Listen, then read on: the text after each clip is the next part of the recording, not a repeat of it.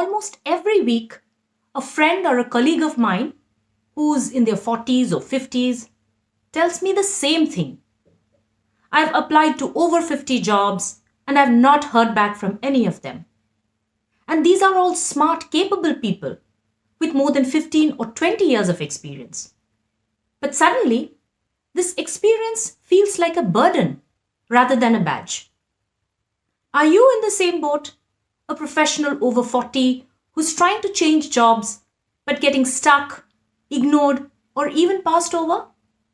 Then you're not alone, and you're not even imagining it.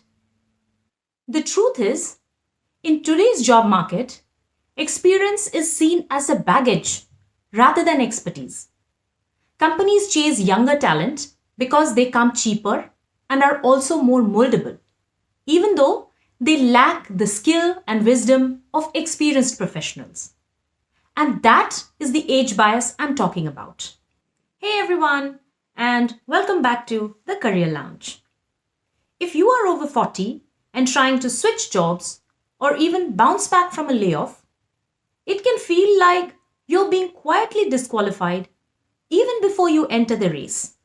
So yes, age bias is real, but that is not the whole story. In today's video, we will talk about how this age bias impacts mid-level professionals and what you can do to win in a biased job market. Now, the first question is, why does it become harder after 40? The truth is, today's job market is optimized for speed and cost efficiency, not for wisdom and complex problem solving. So that leads to companies defaulting into hiring younger professionals. But here's the catch.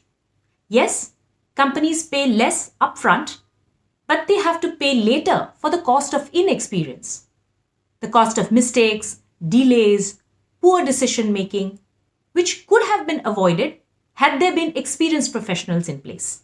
When you have spent 15 to 20 years on the ground, working across teams, managing crises and change, you bring something to the table which cannot be taught in a boot camp or a crash course. That is, the skills of judgment and problem solving. And these are skills which can save companies a lot of money. But this kind of value is very hard to measure on your resume. It is invisible unless you know how to position it. And that brings me to the challenge of age bias and what really fuels it. Now, most companies will not openly admit that they have an age bias, but it comes up in coded languages. For example, we are looking for high energy talent, we are looking for digital natives, dynamic, fast-paced teams, or culture fit. Now, what does this translate to? They assume that younger is equal to more flexible, more tech savvy, and someone who's not set in their own ways. Whereas someone in their 40s or 50s, they assume that these people could be slower, more expensive, inflexible, and may not be willing to take directions from a younger manager. But the irony is, most experienced professionals are incredibly adaptive because we have seen change before. We have led through chaos. We have seen tech disruptions and even entire business model overhauls. But the market does not always see that because we also don't know how to show it. So how should we, the 40 plus professionals, compete and win in a biased job market? Well, we cannot control age bias, but we can certainly shift the perception of value. First, reframe your experience as a competitive advantage. Focus on impacts and results instead of listing job titles and years of experience. Quantify your accomplishments by using numbers, percentages, dollar amounts.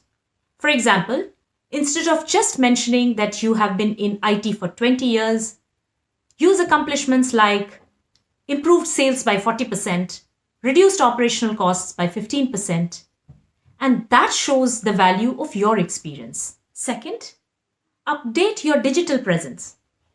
LinkedIn is not a resume anymore. It's a branding tool. So share your thoughts, join conversations, make your headline outcome driven, not just title based. Tell your career stories. Share how you led teams through uncertainty, how you handled change. Those are the kind of calm, strategic experience that companies are looking for. And that is something which you and not the younger professionals can bring to the table. Third, show that you are still learning. Highlight your courses and certifications, or even the trends that you may be tracking. Show that you are engaged in the future, not just stuck in the past. This will demonstrate your adaptability and a growth mindset. Fourth, network strategically. The higher you go, the lesser jobs get advertised. So tap into your former colleagues, your industry peers, your alumni. You never know, your next opportunity might just come from a conversation and not an application. And fifth, address the overqualified concerns directly.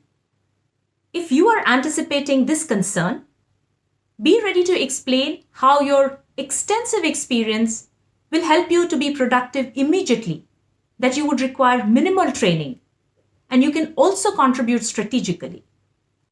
I have worked with and even hired professionals across all age groups. I have also seen how several mid career professionals have got sidelined because they did not know how to repackage what they already had. And I have lived it too. In over 25 years of my experience across banking, technology, consulting, when I have worked across the world, and I have seen how experience is valued differently in different places. The truth is, your best years are still ahead of you. So show companies how they can benefit from your experience and wisdom, whether it's in running the day-to-day business or in solving complex problems. If you are in your 40s or 50s and struggling to switch jobs, I see you. You are not outdated. You are not invisible. But the game has changed, and you deserve to know how to play it on your own terms. If you found this video helpful, please press the like button and subscribe to this channel because I have more career hacks coming your way. See you in the next one. Till then, bye-bye.